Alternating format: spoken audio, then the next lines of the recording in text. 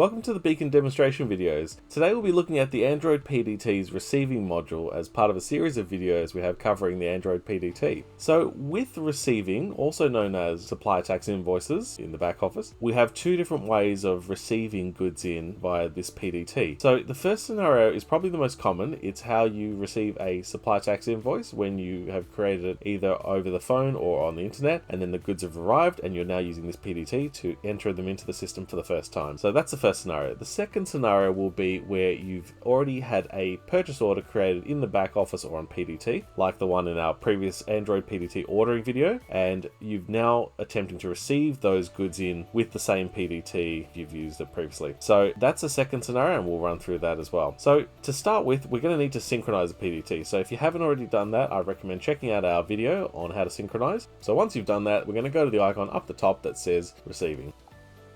Okay, so the first option that comes up with up the top there, it says what's the type of transaction. So you have in receiving, you have 4 different ways to do a receiving. You have invoices, credit notes, delivery dockets, and returns. So the difference between them is an invoice is when you're receiving goods inwards. The credit note is where you're doing the reverse of that, where you're sending items back for credit. Delivery dockets are similar to invoices in the way that you can receive in goods. The difference is that you can actually create multiple delivery dockets and then combine them together in the back office and merge them into a final invoice where it has all the line items combined into one invoice rather than multiple delivery docket transactions. The return function is similar, but it's like the equivalent of a credit. So you can actually combine the delivery dockets and the returns and amalgamate them into one transaction when you get the final invoice. So for this scenario, I'm just going to pick the first one. I'm going to go with invoice. And the next field it takes me to is the one that says supplier. So that's my supplier. I'm going to click on the drop down option there, and I've got all these different ones to pick from, but I'm going to pick GEMS distributors there.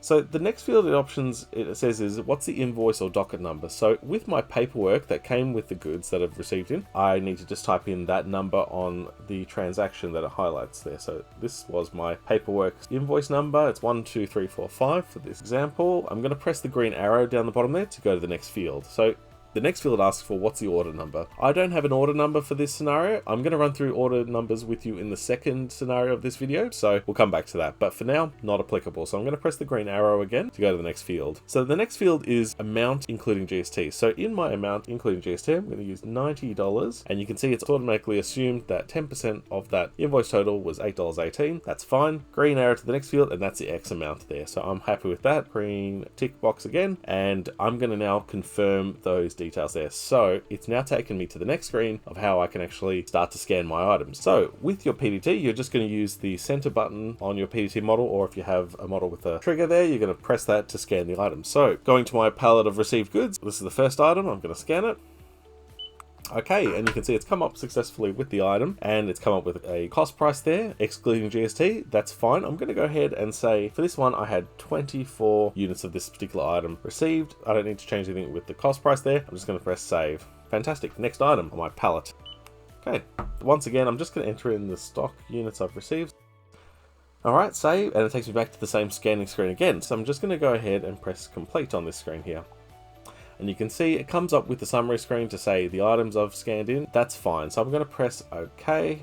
And what I'm going to do is I'm actually going to synchronize this to the back office just so you can see what it looks like once it arrives on the back office. Okay, so once we've completed our synchronize, the way we access our goods received supplier tax invoices is through the data entry menu under supplier tax invoices, or alternatively the same thing under suppliers and supplier tax invoices. So either one is fine. So once I click on it, you can see there is my supplier tax invoice, and you can see up the top there the audit number with 2 little asterisks, and that denotes that it's actually from the PDT. It says it's an invoice as the type, the date, the invoice number, the supplier, the amount including GST, and there's no purchase order for this particular scenario as I mentioned, so it just has 0 in there. That's fine, and no description as well. So I'm going to go ahead and double click on it and bring it up in more detail. Okay, there we go. And you can see it's used my date of today, and it's got the invoice number I previously used, the totals, the ex-GST, and if there's any corrections I need to make with the GST. Now, in this case, this actually has 0 GST, so I'm going to override what was previously calculated with my PDT, and that now balances down the bottom there. So that's all I need to do. I can go ahead and press OK. and then it saves it. Now from there I can then go ahead and do what I usually do, select it, and then I can complete the invoice. There it is again, and I just press OK, and it just says should this transaction appear in the BAS statement because of the no GST. I'm going to say yes to that, and also asks if I want to print an audit trail. That's fine as well, I can do that, and it just loads up one of the copies of the tax invoice on the screen there. All done. So now we're going to run through the second scenario, how we take a purchase order that was previously created, whether via the PDT or the back office, and how we take it, send it, and then get the PDT to receive it in via the goods receiving module. So just for context, on the back office here, you can see under data entry, ordering, this was our previous purchase order that we created. You can see it's from Metcash for purchase order number 3. That's important. We'll come back to that in a moment to explain why. And you can see it's got 2 little asterisks next to it, which says down the bottom there, order generated via the PDT. So what I'm going to need to do is before we go ahead and attempt to receive it on here, I need to actually tell the computer I've sent it. So to send it off, we highlight the transaction like so in blue, then we go to send. It says, do you want to send this order? This cannot be reversed. I do, so I'm going to press yes.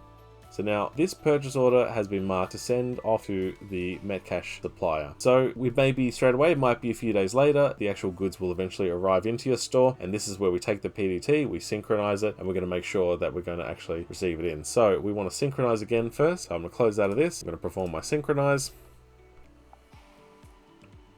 Okay, so now that we've performed our synchronize, I can go back to my PDT now.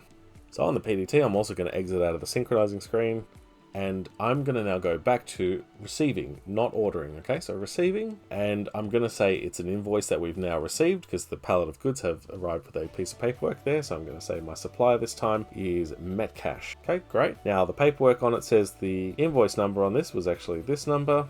Okay, I'm going to press the green arrow once I'm done to move to the next field. Now this is important. It says what's the order number, and this is our predefined Beacon purchase order number that we saw previously on the back office, which was order number 3. Okay, so we can't create this one fictitiously. It has to be one that the Beacon database has in the back office there. So now I'm going to press the green arrow and it asks what's the amount. So on my order it was $90, and it's also the same on the invoice. So I'm going to say $90. And even though my order originally had no GST, this has automatically calculated the GST. Don't worry about that. We'll correct that in the back office there, but for now just press the green arrow to go ahead to it, and just press OK to the green arrow and OK to the green arrow, and we're good to go ahead and start. So I'm going to press confirm, and that will take me through to the screen where it allows me to scan the items in. So I'm going to take my PDT and I'm now going to scan the first item from my goods received. So in this case, it was this item here. Okay, now in this one, I see I have actually received in 24 units on my invoice, and it's also that cost price there with no GST. That's fine. I'm going to press save to get to the next item there. So perfect. Next item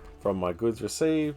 Now this time I've got a slightly different item, 36. Now to show you what happens when we change our received goods compared to what we ordered originally, the figure will change. So let's say originally it was 36 units for this item, but let's pretend like one of them was damaged in transit, so it's actually 35 units instead. I'm going to go ahead and press save to that, and it takes me back. There's no further items to add, so I'm just going to press complete, and it'll come up with the summary on the screen. That's fine. Press OK to that, and then it takes me back in case I want to add a second invoice in there. So I'm just going to go ahead and press sync PDT again and sync it across to the back office there. So now that you've completed your synchronization, you can now find your received invoice via the data entry menu, and instead of under ordering, it's now located under supplier tax invoices and credits. So we can bring it up like this, and you can see there is our transaction we've created, our goods received invoice, and you can see it's now assigned a audit number, and it's got 2 little asterisk symbols there to tell you that it's from the PDT. It's an invoice specifically. It's got a date, the invoice number I typed in before, the supplier was Metcash, the amount was $90, and you can see also the purchase order is number 3. So I can actually bring it up if I need to edit it any further. I can double click on it, and once I bring up the invoice inside, I can edit it if need be, or I can go ahead and just cancel out of this here and complete my goods received by pressing the complete button down the bottom there, and that will complete the supplier tax invoice. And that is as simple as how you use the Android PDT's receiving module. Thanks for watching our video on the Android PDT's goods receiving. If you have any further questions, please feel free to email us at support@beaconsoftware.com.au.